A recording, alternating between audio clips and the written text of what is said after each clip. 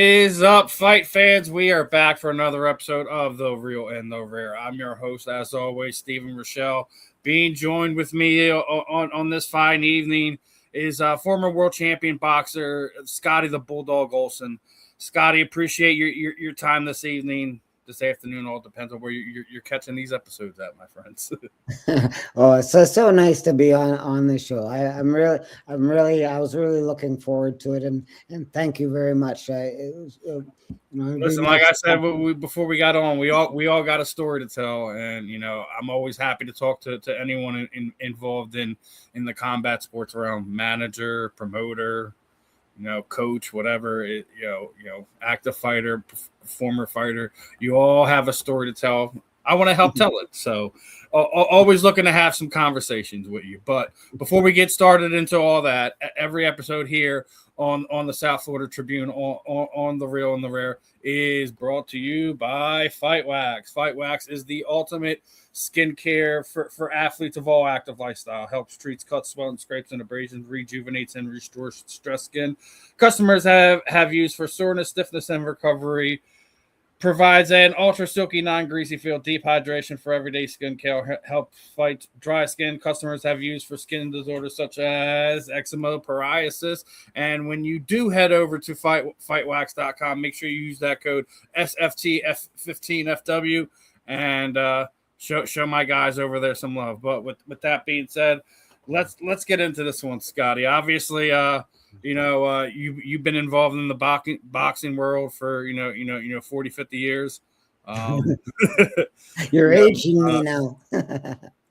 And it's changed so much over the years as well. I mean, we're basically entering in an era right now where pay-per-view buys mean absolutely nothing anymore when we're talking about the combat sports world.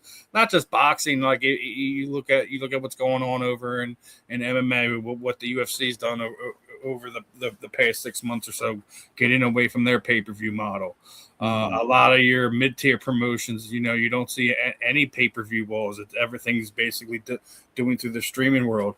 If someone would have told you at the end of your boxing career there would be no more pay-per-views, everything would be streaming, would you have laughed? I would not have believed that would happen. Just thinking about that. No, pay-per-view was really something else for us fighters to get on pay-per-view, and I just didn't think it was going to be something would take its place. I didn't think so.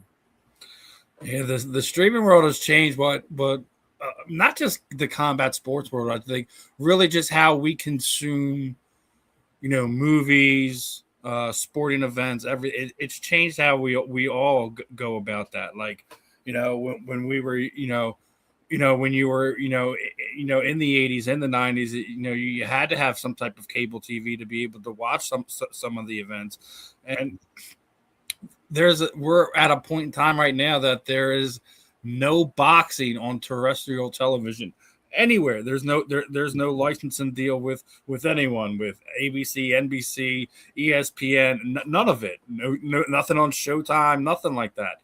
So literally the entire landscape has changed over the past 10 years. I just think it's one of the interesting ones. And when I was a kid, that was during Mike Tyson's heyday. So it's one of those things where I think it's interesting too, just because everything's changed.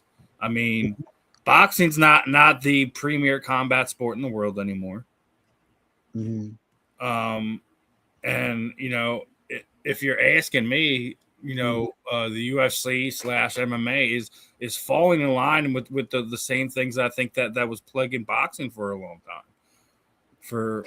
For whatever reason that is, and I've been sitting there saying it for the last few years. In my personal opinion, I think as far as popularity growth as a combat sports goes, I think BKFC and bare knuckle boxing is kind of ruling that realm, so to speak. I mean, the UFC still makes their money because they have a lot of their diehard fan base that's going to tune in regardless. And I think the same goes for boxing. I mean, listen, for whatever reason, you put a Mexican contender in a car down in Mexico, and everyone turns out for that. For whatever reason, the Mexican fan base, I think, in my opinion, has really carried boxing through this this downturn, so to speak. And I think it's something they could all fix. But I mean, I came across this one, right? This is just basically over the next few months, some of the main event fights that are coming on. And I think that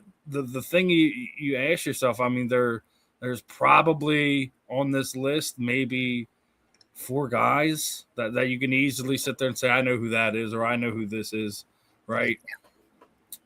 When we're coming to talk about combat sports, do you think it's more of the fan base has moved on compared to what probably being the fact that when we were looking at the boxing divisions in the 80s and 90s, they just had better superstars. They had guys that you wanted to see fight, or girls that you wanted to see fight. Now, I just don't think the interest is as strong as it used to be. What are your thoughts on this, Scotty? You think that we're having a downturn in the boxing superstar, or is it just, fan bases are just tuning out, and the younger fans are tuning into some of these other combat sports? Well, as I've seen in my hometown in Edmonton here, I've seen a lot of kids that are coming up. Before, we didn't have as many gyms, and now we have more gyms. So there is quite a bit of interest there for the boys and the girls, and of course girls fighting is coming on so strong as well. It's when back in the day when we would have CBS or NBC, ABC, however it was, and we would be able to watch fights every single Saturday. Something was on, and I just loved it. I tuned into every one. I had a VCR, and I recorded every fight, and what fights they were. But they sometimes repeated the same fighters, so then you would get even more so of they would get more of a following, and you would end up finding one that you really like to consider more just being more closer to them, I guess. I don't listen. I think we're they're just not the investment it is. I don't know if boxing needs to do more of what the UFC used to do with embedded series, is like when you're coming up to these events, having some type of sneak peek into the fighters' training camp, background into their life, to kind of get your casual fan more invested in, because you're always going to have your diehards. Like, you're always going to have your boxing enthusiasts that just purely love the sport of boxing. And it doesn't matter if we're talking about your amateur amateur card that basically has like 1 or 2 pro fighters on it just to make the card happen. And then you're looking at some of this young talent. A lot of guys love that. A lot of people love that. But some people, I think, just the attention span isn't what it is, and unless they're this name or that name, a lot of people, they just tune it out. Like, oh well, I don't really care for watching that one fight or this one fight. It's just, I just find it we're in this weird stage, and it's not just with boxing. I just think it's with combat sports itself, because UFC is kind of falling into these times too. Like, they'll still get their viewership, couple mil per event, but they've built it up over the past 30 years or so, to the point where they do have their loyalists as well. But if you ask me, it's not as big of a fan base as what boxing's done in well over 100 years. Yeah, boxing. So yeah, no, I agree with you there for sure. I just like nowadays we're getting, actually, we had a little bit of a lull there, like over the last 10 years or so, 12 years. I think there had been a little bit of a lull there as well, but we didn't. I don't think the coaches, a lot of the older coaches that had been mainstream coaches for all the fighters, they were doing anyway, they were teaching the fighters really, really, really well, the old time fighters, and then it changed. But now, I think it dropped just when the coaching started to get a little bit more. Uh, I don't know, important, I guess.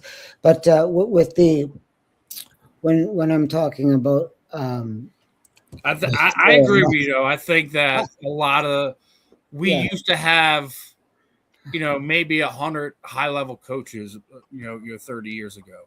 And if you look Mm, around just combat sports as a whole, I think you have a whole lot of personal trainers that aren't really boxing coaches or really MMA coaches or really they're personal trainers. They can get you in shape, but they're not going to find you the right fights. They're not going to keep you out of the bad fights.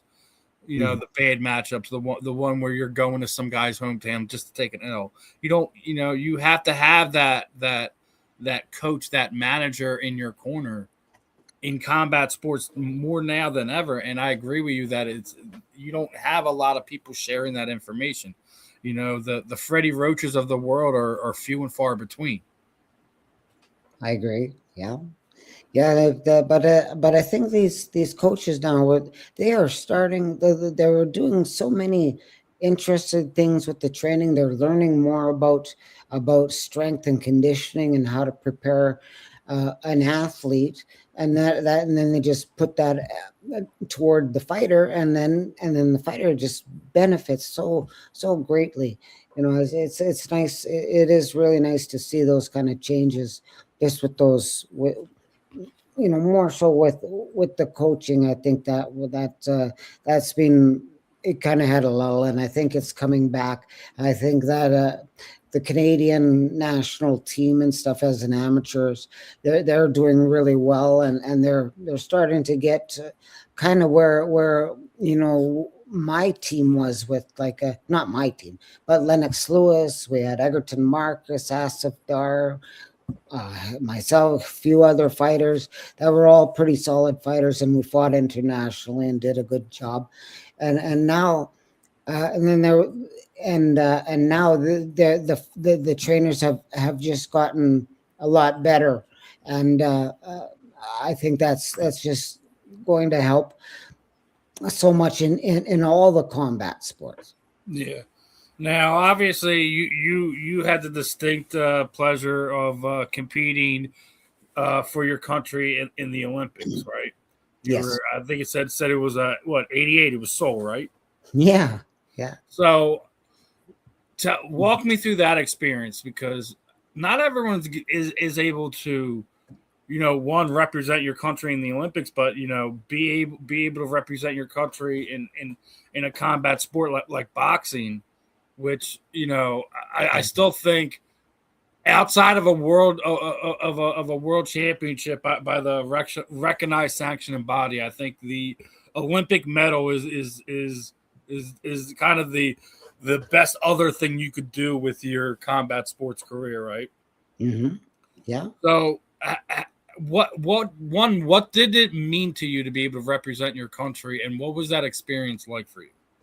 Well, just representing the country was incredible. Once I got going on, I won pretty much everything I sort of competed in, including '86. I won the Commonwealth Games gold medal. So for '88, I just automatically figured, well, I'll just win the Olympics.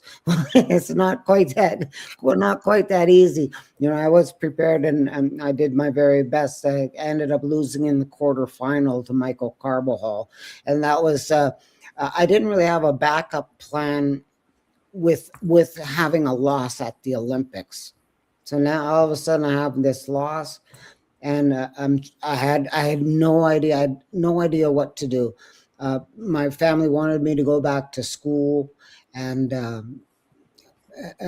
do other things other than boxing, and all I wanted to do was turn pro.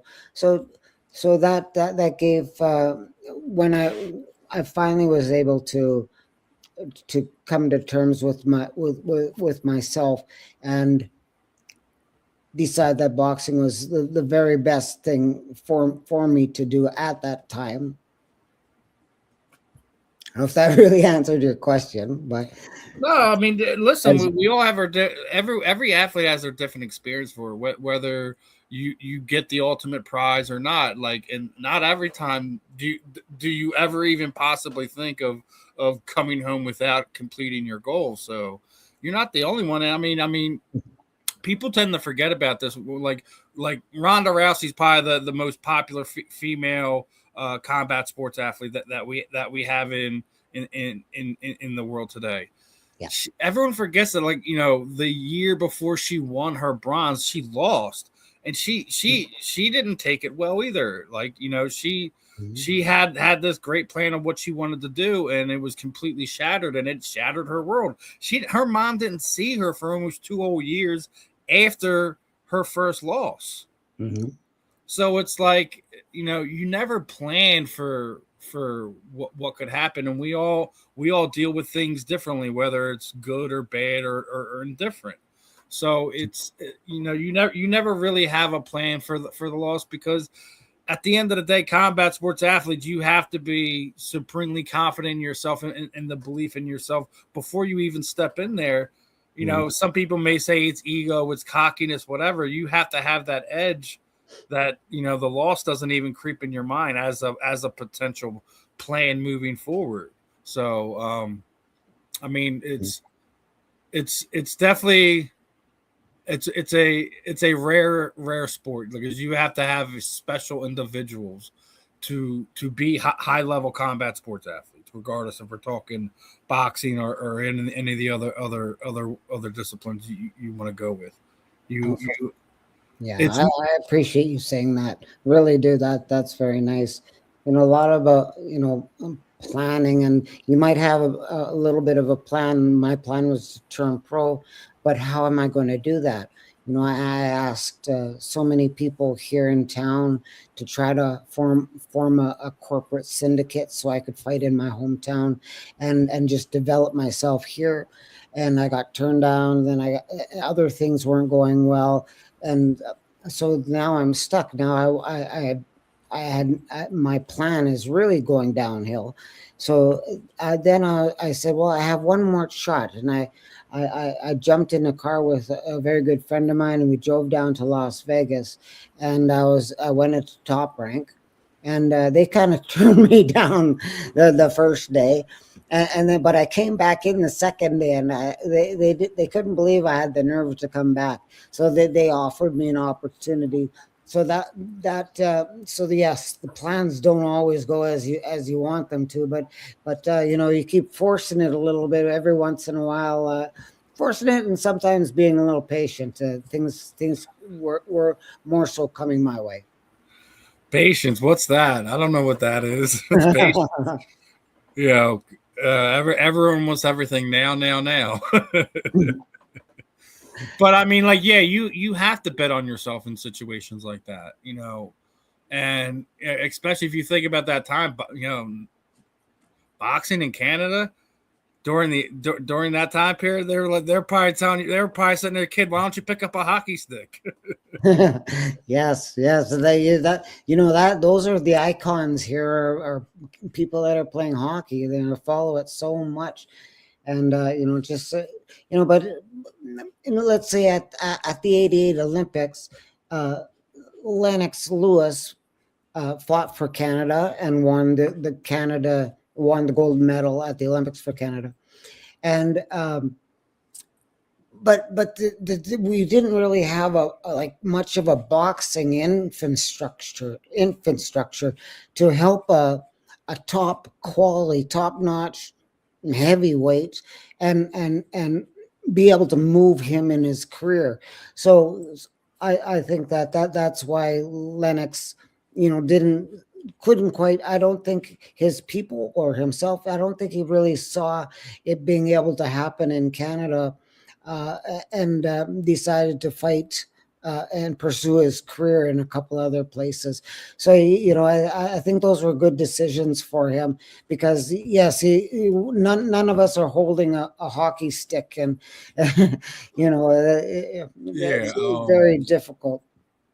I can imagine during that time it was probably more frustrating for somebody like Lennox, because especially because he won, and just not having the infrastructure that kind of helped proceed him on to either keeping him there in Canada to groom him as a Canadian world champion, or just having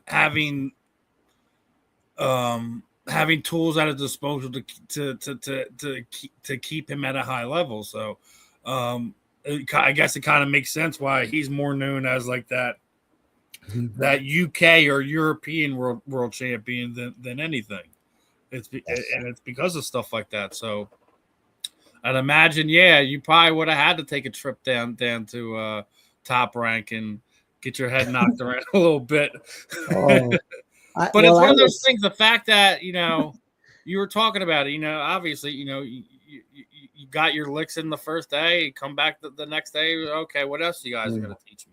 And that a lot of times just that you're not going to push me away, push me to the side attitude is what makes people believe in guys like you when you're trying to take that step and put yourself into a position that no one else was going to put you in. You had to put yourself there, right?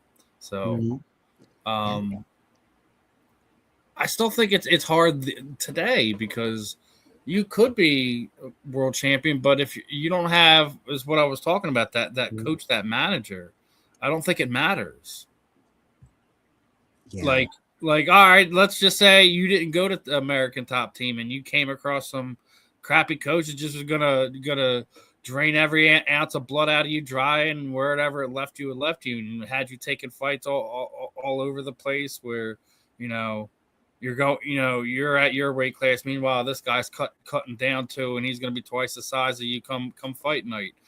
Taking a loss here, fighting somebody you shouldn't there. I think it's the thing about combat sports that we don't talk about. Like, you need to be a great fighter, and always looking to improve and being at your best, but you also have to have the best around you too. Yes, and that 100%. And I was really blessed. I was coming up the stairs to go see Top Rank. Coming down the stairs at that time was a gentleman. He said hi to me, and he asked me if I was seeing Top Rank, and I said yes. And he said, "Well, he asked me if I was a boxer, and I said, yes, I'm a fighter." And he says, "Well, great, I'm a manager." Well, he turns out to be Bruce the Mouse Strauss, just an absolute iconic figure, and having him in my corner as a manager, it held so much weight for me. I was able to get on television a lot more, and he did a tremendous job. At that time, I was training with Richie Sandoval, who was a former bantamweight champion of the world. And so I was with Richie for a long time, and then I went to Jerome Coffey, and I started picking up some more things for the end of my career. And I do see what you are talking about. I do. So you come from a different, I think, the golden era of boxing, my friend.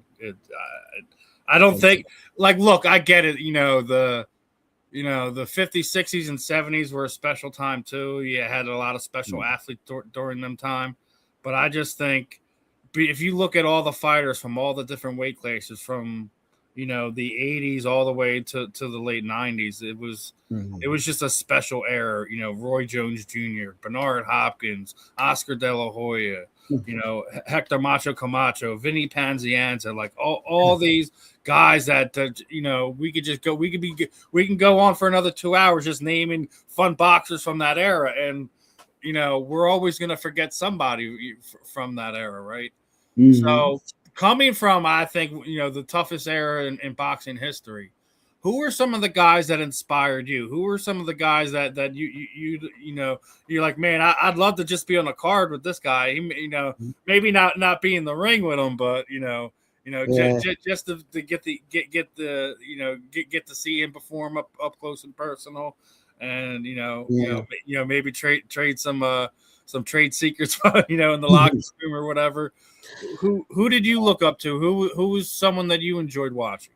Well, originally, like I was looking at pictures, and I had never seen a video, but just pictures of Rocky Marciano. That really inspired me. I always wanted to be able to throw a right hand, and I worked on that all the time.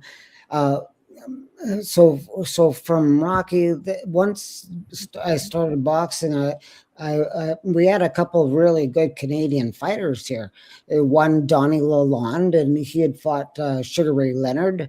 Uh, and so he did a good job for there. He was the light heavyweight champion, and Sugar Ray uh, went up to a new higher division to light heavyweight to fight Donnie Lalonde. So I looked up to Donnie. We had a couple other guys named like Willie DeWitt and Sean O'Sullivan, who were Canadian fighters, both Olympians, both silver medalists.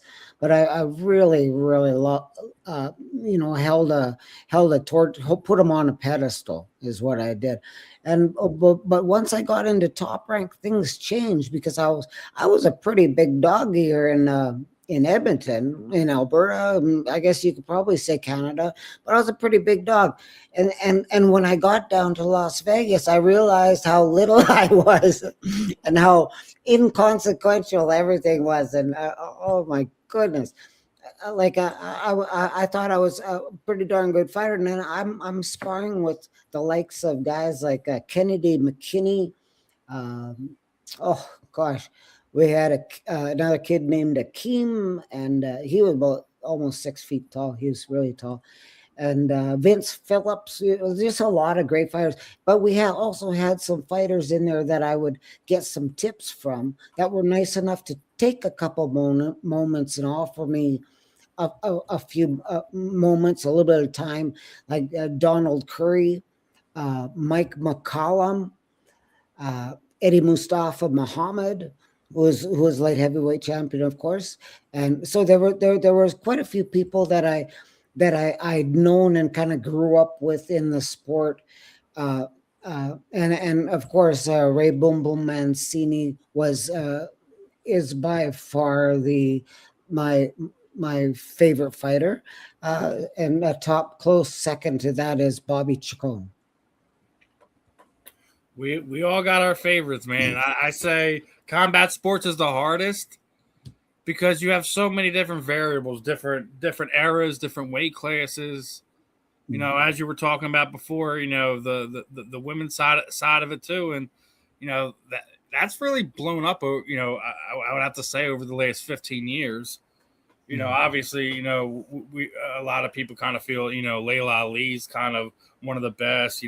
Some people like to bring up, Chrissy Martin. Like you have some trailblazers, and some of the women today are absolutely amazing. Like Chrissy Shields, she's an amazing boxer. Amanda Serrano, I think, has done a lot to not just be a great champion, but help grow the sport of boxing, here in the United States, internationally. She does a lot of stuff in Puerto Rico, but is it surprising to you how much popularity and skill the women fighters have grown over, the past 10 years or so? It really has. When I look at just taking a look at the ratings, let's say there was a middleweight or a welterweight or featherweight rating, and they would have a champion, maybe not, or a champion in that was going to try to be champion, but there would only be 2 or 3, 4 girls, 5 girls that were competing sort of in that category to win a title. Now I look at the ratings, and you have a champion, and you have literally dozens of women in every weight category, it's just so strong. I have a hard time even. We have one of the, well, I guess I would call her the best female fighter of all time.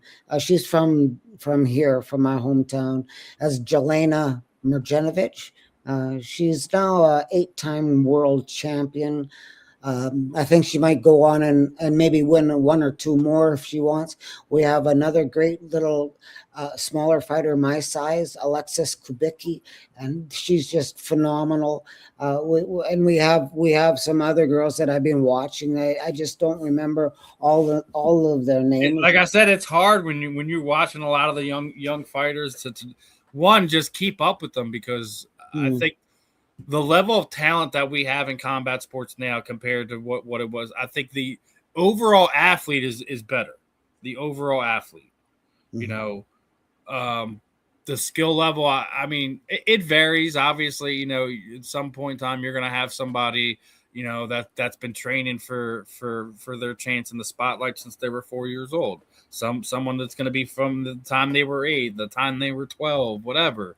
The journey's different for everyone, and I just think the skill level of all your boxers, you know, men or women, has just, I think, jumped, which is why I think the other frustrating side, what we were already talking about, is just this lull that we're in, that, you know, boxing just doesn't have the star power that it once did. So it's hopefully more people kind of want to watch boxing, not just because they want to see this fighter or they want to see a knockout. I get it, because I mean, I think that's why a lot of people are drawn to bare knuckle boxing, because it's the most purest form of combat sport if you really break it down, right?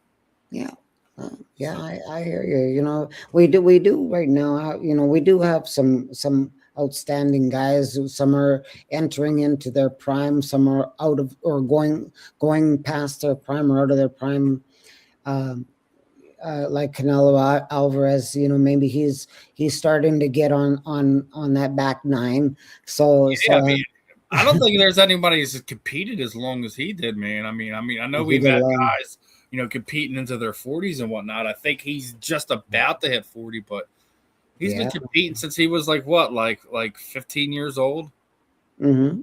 So I mean, it's one of these things where he's a star that it's not gonna be easy to replace him. And that's why I pulled up that list of the fights from now till like the end of July. There's maybe 4 guys' names on there I recognize. Yeah, I think that's the problem. Now, we would have gone back 10 years ago. You would have pulled up cards from various events over a few month period of time, and you probably wouldn't been able to name both fighters headlining both, you know, whatever card. Yeah, I just think for whatever reason we're in this weird era. That's why I'm going to ask you about this one. Yes. Jake Paul, is he good for boxing or good for himself? You know, I've tuned in. I've actually, you know, I know a lot of really, really acute boxing fans that just don't want to give him that attention by tuning in or by watching. You know, I've taken the time and I've watched these fights, and I don't know. It's a little bit awkward to see somebody who hasn't really had to go through some of the hardships that a regular fighter would typically go through to get to the top. And you have to give him a lot of big props, because he's, you know, he was after financial security as well, and he does have that now, you know. So I don't know if I would. He hasn't been bad to boxing in my opinion. But I know myself, I get a little jealous when I see what I was making back in 1992, the pay disparity is and he's definitely making you want to look billions. So it kind of, you know, truthfully pisses me off quite a bit. But yeah. Way I'll break it down like this, Scotty. I think, one, if he didn't have Amanda Serrano in his corner, no one would be paying attention to him first and foremost. I'm with you along the lines, like, he didn't pay his dues to get these big fights and things of that nature. But I'll also second you with this. Can you name me a fighter that as they were coming up, as they were cutting their teeth, learning how to become a boxer, has fought in the caliber level of fighter that Jake has? Now, agreed, I think that he was being a weight bully, that he was purposely finding MMA fighters past their prime, not actual boxers, right? Mm-hmm. And I think that's what kind of helped him kind of grow his stature to where it is. So I agree with you that part. I don't respect him for that aspect of it, but we can't disrespect anything he's done the last 2 fights. Fighting a legend's son. Obviously, there was no big weight difference between them like there was with a lot of the other fights. So I didn't give him that much one, but now he was about to put on another spectacle with the Davis fight, and thankfully that fight fell out, and Anthony Joshua came in. Yes. So win, lose, or draw, I have to give him credit for that, because it takes a crazy mofo knowing that you're probably going to get your head sent to Saturn to be able to still go in there and fight Anthony. I thought the fight was absolutely terrible. I thank the combat sports heavens above, whoever's in control of this nonsense, that we're able to see Jake get stopped, and we didn't have to go through another handful more rounds of him trying to shoot double leg takedowns on a boxer. Yeah.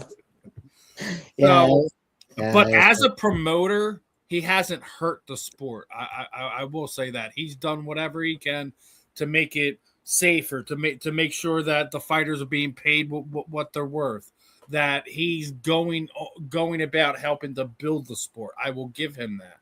I agree with that. Yes. But the other side of it, isn't it entertainment at the end of the day too? Like, I'm hard on Jake. Don't get me wrong. Like, I may seem like I'm defending him, but I will give him his due where he's earned it. He has earned his due on certain aspects, especially on the promoter side.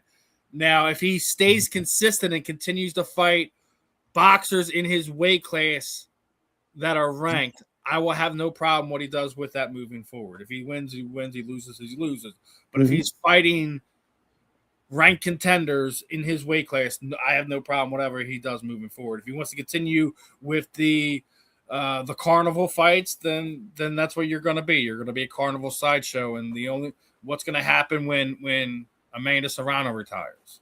Yeah, and with him, being close to Amanda Serrano, and then having some good fighters on those undercards that he's fighting on, having a few other fighters that are trying to make a name for themselves, and he's giving new fighters an opportunity to try to go for it. I like that part of the business. Entertainment.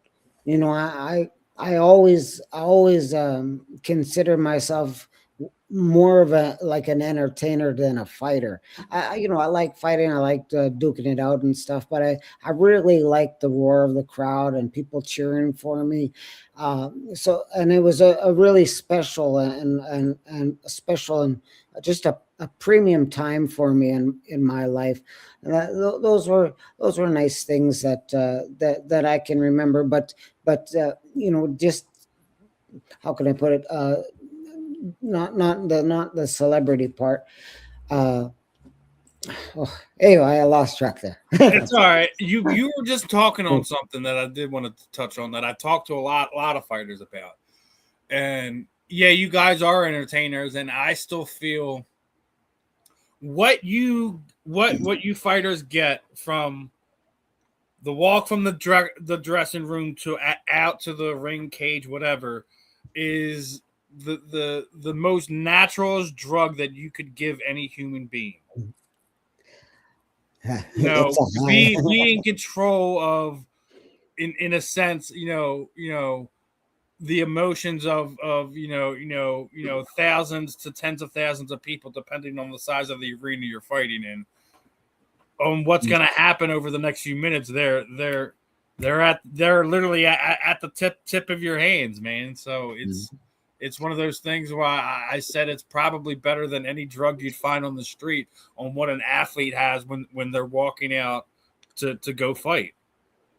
That's true, and there's a lot of fighters that I've seen that are just scared to death from the time they get there to the dressing room to the time in the dressing room while they're getting their gloves, warming up, out to the ring. They're just a nervous wreck, and then you have some other fighters.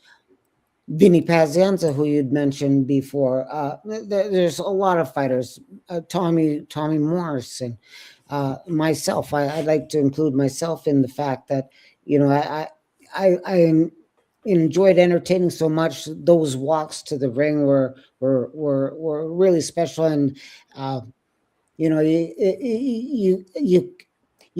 couldn't put a price tag on how I felt once I got into the ring and the fans were cheering for me. I couldn't put a price tag on it. So yeah, I didn't make the millions and multi-millions of dollars like these guys were able to make. And the experiences at the end of the day, Scotty. It's about the experience, not the money. Yeah. Well, yeah. And you mentioned a name that I haven't heard, and I love is Tommy Morrison. I think he was another guy that I think had a period of his career stolen by politics, if you really ask me. But I don't know if you've seen, his son is following in the family lineage there. Rumor has it. I mean, he's been trying to fight Jake Paul for the better part of 3.5 years. Yeah. But rumor has it is the next fight is going to be another bare knuckle fight for him. So he's going to be, and I'm obviously going to be absolutely biased and hope that he's going to be on that July 3rd card here in Philadelphia. That'd be great. Mm-hmm. Now we've seen a lot of guys that with kids from that era have children inside the cage. We already seen, Julio Cesar Chavez Jr. fight Jake Paul. You have Hussein Rahman son. He's boxing. Kinsey Morrison, Tommy Morrison's son's been in it.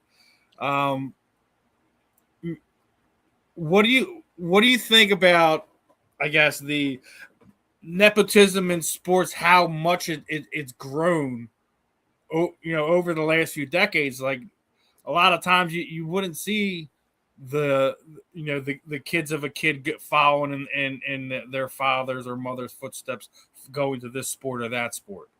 And I'm not just talking about boxing. Like we see, I think the NFL has like record number of superstars, parents over the last 2 decades that been able, dads played for this team, sons played for the same team. Other sons are playing for other teams. I mean, you got Deion Sanders. Both of his kids were on teams last season. The nepotism in sports is kind of a pleasant surprise over the last decade, wouldn't you think? Well, it is nice to see things coming along and going stronger. It warms my heart to see other fighters that have good trainers now that learned along the way, and then we have like great trainer. We had one of the greatest trainers in Canada, well, of all time. He's just got inducted into the International Hall of Fame, and that was Russ Amber, and he's just incredible. He's been in the ring with almost a lot of champions, and but it's really neat to be his friend. But anyway, sorry, I just had to cut that in. It's all right. Just one of the beautiful people in the sport. Fight. I just see it progressing. I see it progressing when I go to the gym and I see the interest. Kids or the coaches are now telling the kids some history.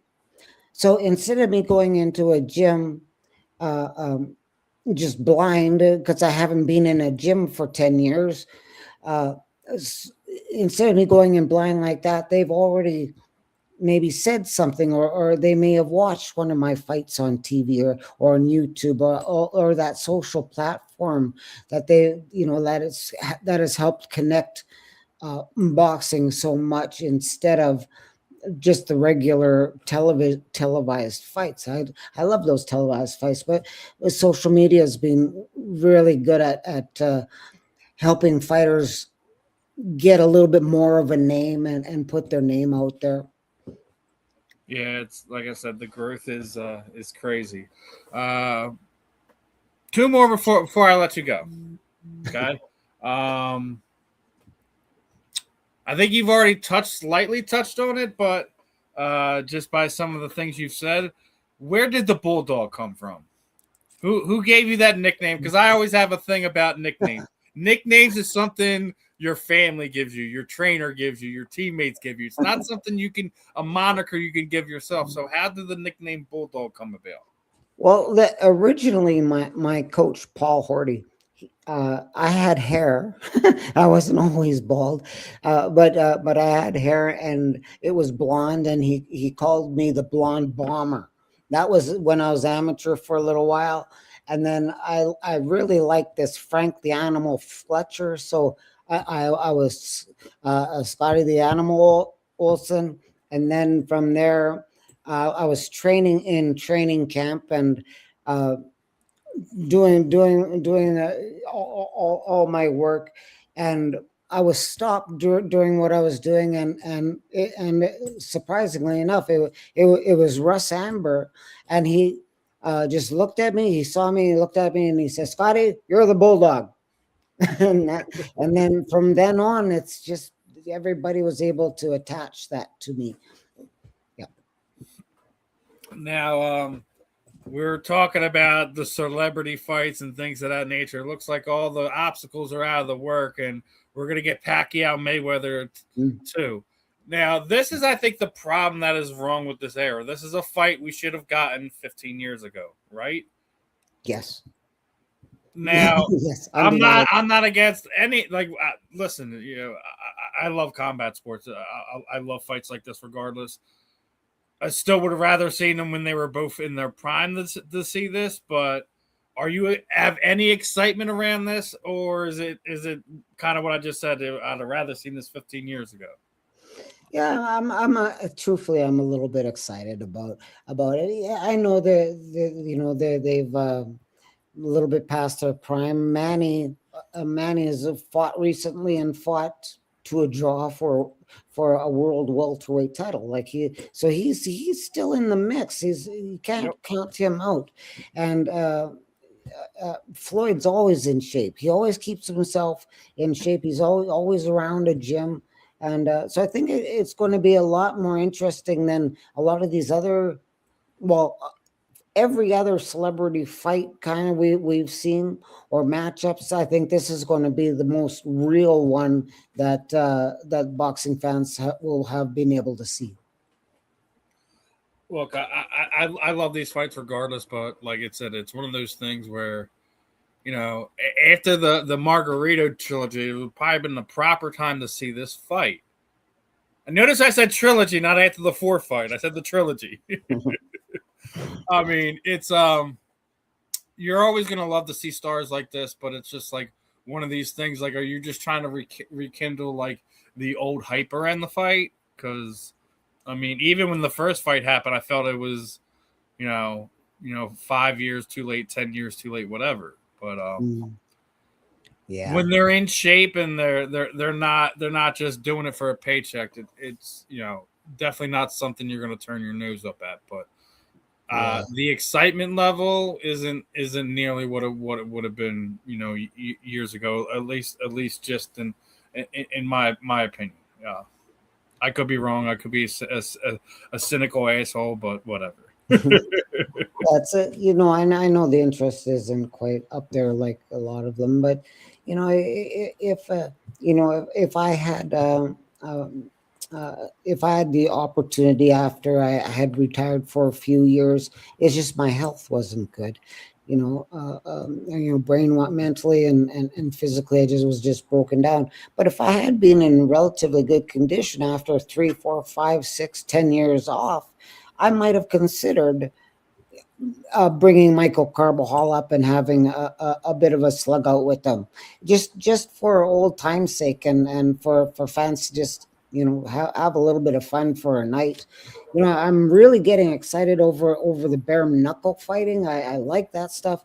A lot of the MMA. I'm watching more jujitsu now. I have my little nephew. He's in jujitsu, Yeah, and there you go. That's how you do it, brother. and he's just amazing.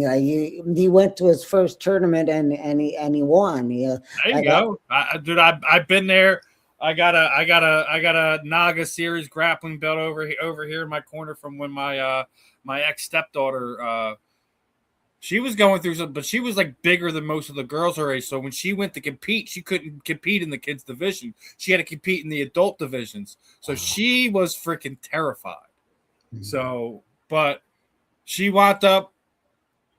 She wanted to get like her nose pierced the 1 year. I was like, you bring me home a belt, you can do whatever you want on the boardwalk, right? So the first match she gets the pretty big girl. She winds up real quickly getting her down, get side control, quick submission, right? Mm-hmm. The championship match, she has to go against an Army Reserve woman who's about 33 years old. So tough. She's 15 at the time, so she's I'm like Kayla.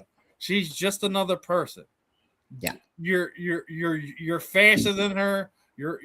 She might be slightly stronger than you just because of the Army background. I'm like, just do what you normally do. Yeah. And she actually wound up getting her in a Kimura, and actually she separated the woman's shoulder because she wouldn't tap. Oh, holy! Geez. So she won via technical submission. But it's like one of those things where, like, when you see them being able to accomplish those things, like she's long forgotten about the belt. She's moved on to she's married now, all this other stuff. But like, it's one of those things where like that's a moment in time. Like he's never gonna forget that. She's never gonna forget that, regardless if he wound up using it. And that's the thing about it, is just toning your skills in case you come across some freaking obnoxious a-hole and you have to use it. Yeah. Same thing with boxing or anything else. So it's I love them when the next generation has the aptitude to want to hop in the gym and learn themselves up. Mm-hmm. So is it something your little one does regularly, or is it? This is his little name is Hudson. And he's just a wonderful kid, but he's only about, I think he's just turned 7, so he's pretty young, and but doing serious stuff on the mats and taking it very seriously, and he takes it too seriously. I think he's not enjoying his being a kid quite as much. I think he's doing his but sometimes what you should probably do is say, if you want this, you want to go do these tournaments, and you have to put the training in and all that, but you also have to be a kid, live your life. Yes, there's life outside of the gym. You'll have plenty of time to lose years of your life inside of the gym as you get older. Enjoy being a kid. Yeah, but the neat thing is that he found it's nice to find anything in life that you enjoy, and if you enjoy something, chances are you're going to spend a little bit more time doing it, and you'll end up being better at it than others. It's quite a progression like that. I'm surprised with the boxing background, he's in jiu-jitsu, though. I'll say that much. Yes, there was I think I bought him. I think I bought him one of those little heavy bags with the little tiny boxing gloves. I think you hang it on a door knob or something, and he hit it. Well, it was when he was about 4 or 5, and but now with this MMA stuff and the jiu-jitsu is just a phenomenal sport. I've really I've really found something else that I enjoyed as a combat sport. That's for sure. Is it now? It, have you done? What about you? Have you gotten the gi on and done some jujitsu? Yeah, when I was young, I didn't have any athletic ability, and I was a very tiny guy, but I was really strong, and I was very stubborn. But I did was in a handful of sports, and judo was one of them. So Oh, I did judo for a handful of years. I think the highest I got was a green belt, and I had a very good friend who is friends with me to this day that we trained together a lot, and and I remember when I told my sensei that I wanted to try boxing, and he didn't think it was a very good idea. He figured maybe I'd just continue on with judo, and I wanted to try boxing, and uh, I guess that it seemed to work out, but I don't think it would have worked out in judo or any other sport I tried. It's a kind of a specialty thing. Yeah, it's it's definitely cool here, and you got that judo background. That's pretty cool feather too as well. But last question is, I typically do my Mount Rushmore picks, but you kind of like alluded to me earlier what your boxing Mount Rushmore will be. So I'll go this way. We're a month removed or so from Brain Injury Awareness Month, right?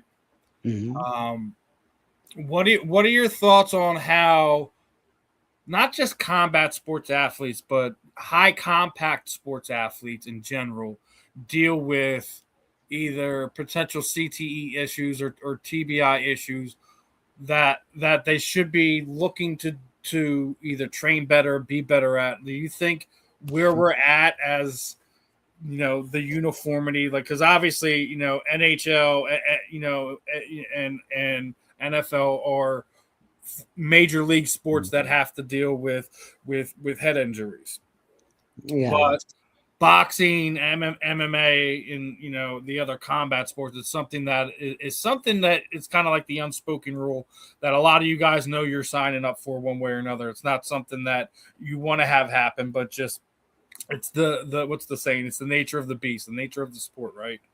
yeah. Do you think there's something that could be done that isn't being done, or do you think we're in a good spot on trying to reduce the amount of athletes that are going to wind up coming across this and give them the health and care they need once they do?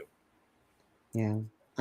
Well, I don't see if you change the rules at boxing or Muay Thai, or if you change the rules and try to make it any safer than it really is, I think you'd just be taking away so much from the sport, because that is a part of it. Are the fact that boxing and these other combat sports are very high and football as well, and others. But it's just very high with TBIs.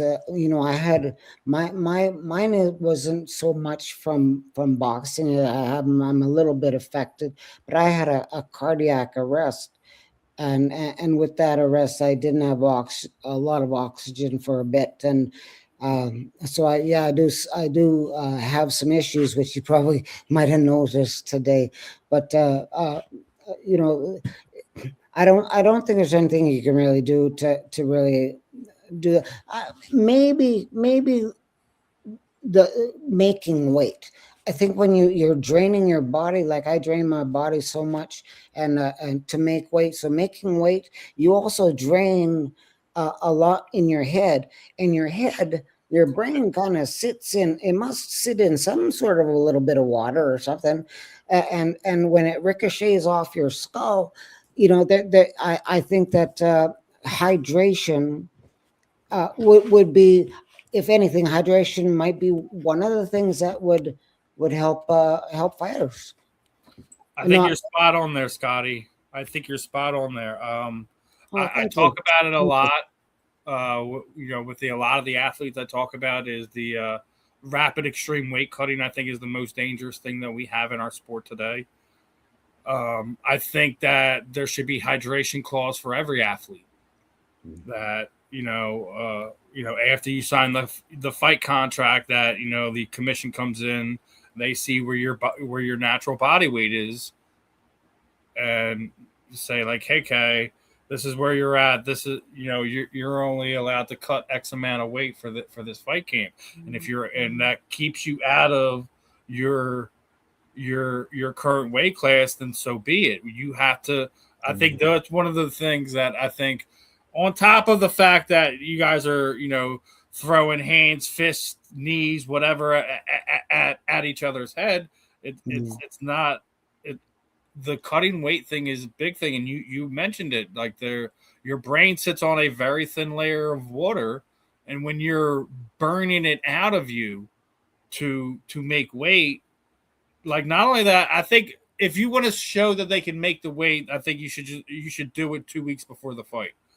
Give them a chance to rehydrate. We know that he or she can make the weight, and let them fight at a natural weight. Regardless of if they hydrate heavier than the other, we know they both can make this weight. This is the weight that they fight at. And just have a hydration clause in it. You can only go back up this amount, and we fight at this, where there's enough water in your body that you haven't completely depleted yourself to the point of you're more susceptible to getting that concussive blow, or that could potentially cause damage. You could take concussive blows and not be knocked out, and not be dazed or seeing stars or whatever, and it just, you don't realize it because it just seems like one that you can eat, but it your brain is bouncing off the walls of your skull, and that's not good. Yeah. So I think, yes, you're spot on there with the weight cutting thing. I don't think the only thing I would have to say I would like to see less of is hard sparring within a month of major fights. That's an excellent point. Because, like, listen, we all know at some point in time you got to be thrown in the fire at your gym, and you're going to have hard sparring. But I think if you're getting ready, if you're in a fight camp, things of that nature, that it shouldn't even been risked. Not a lot of people know this, but when former UFC champion Forrest Griffin fought Anderson Silva here in Philadelphia, he was knocked out 8 days prior to the fight. Wow. So, like, I'm sitting there, I thought it was a quick stoppage or whatever, but when I finally got home, I seen the look in Forrest's eyes. I'm like, oh no, he wasn't there. That wasn't a quick stoppage. Thank you, referee, for saving that man's life, because Anderson Silva was probably going to send him to another realm. And you've seen it a lot of times where guys before you thought they had good chins or whatever, and they're getting dropped more, whether it be old age, whether it be it was a rough weight cut, so they're not able to kind of give you the performance they're used to. So it's one of these things where I don't think it gets talked about enough, but those would be my two things. One, I'm on with you. The weight cutting thing, I think you can do it in a way where you're not depleting the athlete away and putting them more at risk. Because a lot of fighters don't. I literally talked to a guy when PFL was World Series of Fighting. He was their champion, and he literally told me that the day before weigh-ins he was 25 pounds over the contracted limit and made the weight without a problem. So you cut off 25 pounds of water weight. Yeah. I'm going to tell you right now, he had a bad performance that night, and he was stopped en route to lose that title. Yes. So, yes, yeah, a lot of fighters have gone through that. I've gone through that numerous times, just not being hydrated enough back into my system. And that really isn't a good thing when you're. What happened to me, and I would think a lot of fighters, I can't point my finger, but for myself, I would, instead of training for the fight and watching videos and technically trying to work things out and all these things to win the fight. My focus wasn't just, it was on losing weight. And that was my training camp. Okay, well, how much weight do I have to lose? Okay, so now I know I have 20 pounds and it's within 8 weeks. Okay, let's get it done without looking at the things that I'm going to have to do in the ring against a particular opponent. I think that just training to get into some kind of shape. I think every fighter should be in some kind of shape, pretty good shape anyway. So he can then get a little bit more training and get topped up. But with having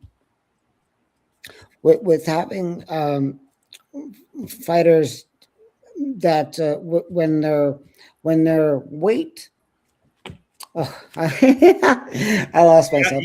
You got anyway. Lost in the fog again. Listen, you're not the first guy I've had on where we've had had issues. I actually had a guy on about a month ago. He was the first NFL player to win a civil suit against the NFL for traumatic brain injury.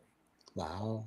And he just wrote a book and stuff like that. So like he had a lot of cool stories, and he actually had somebody in the room with him when we were doing the interview to make sure like he would either remember points or what he was talking about to remember where he was at. So listen, don't if you get lost in the fog, don't worry about it. We'll help you find your way back, my friend.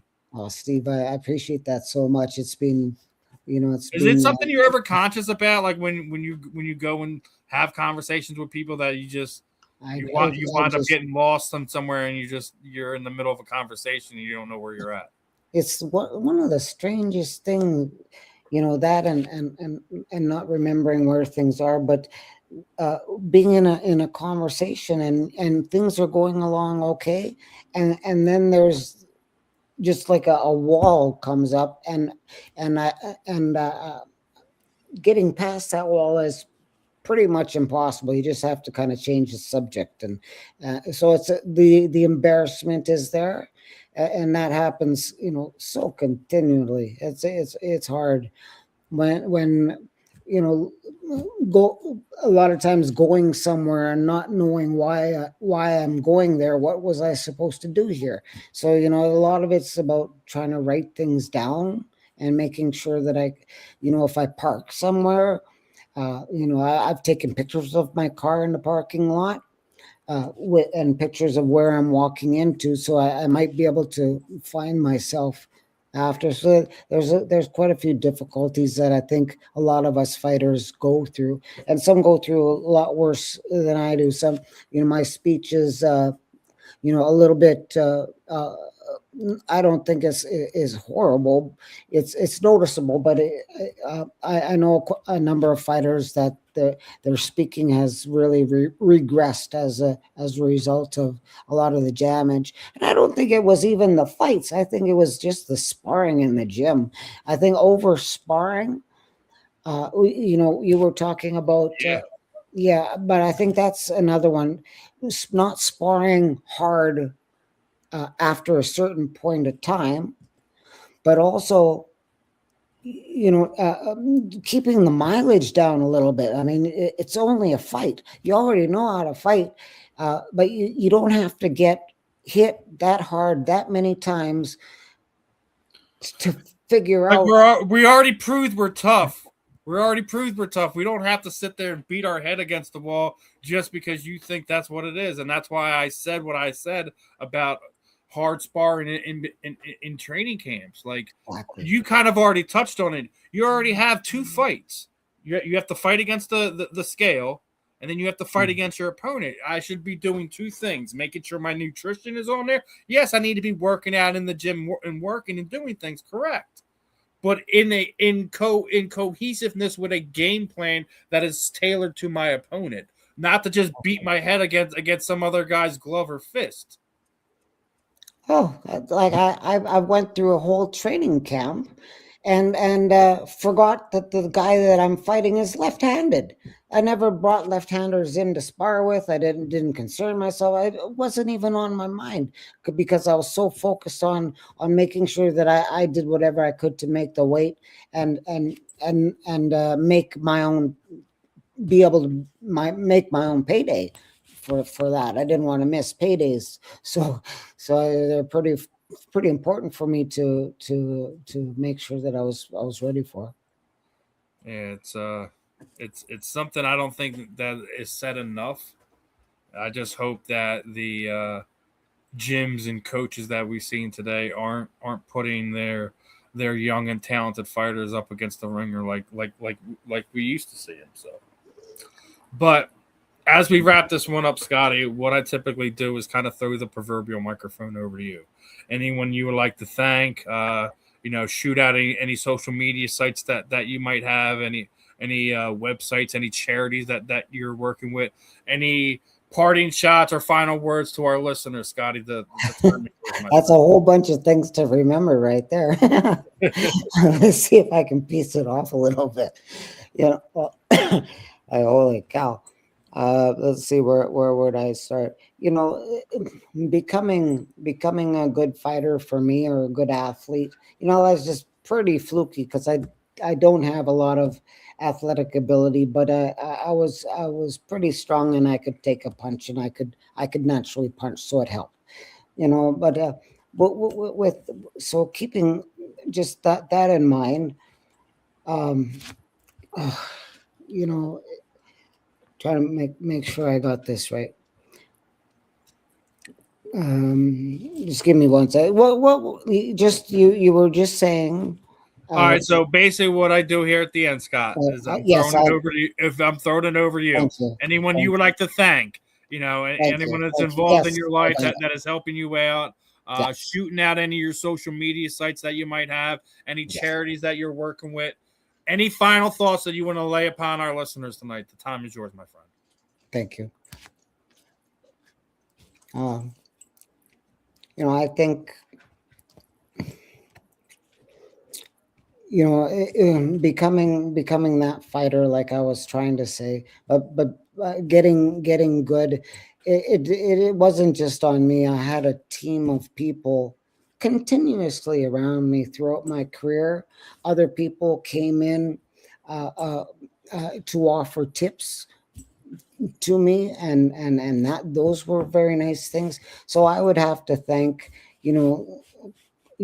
so many people, like everybody at Top Rank. I mean, Bob Arum and Bruce Trampler, they're just the greatest people to me of all time, and they helped me with my career. And I would like to thank those two as being my promoter and matchmaker.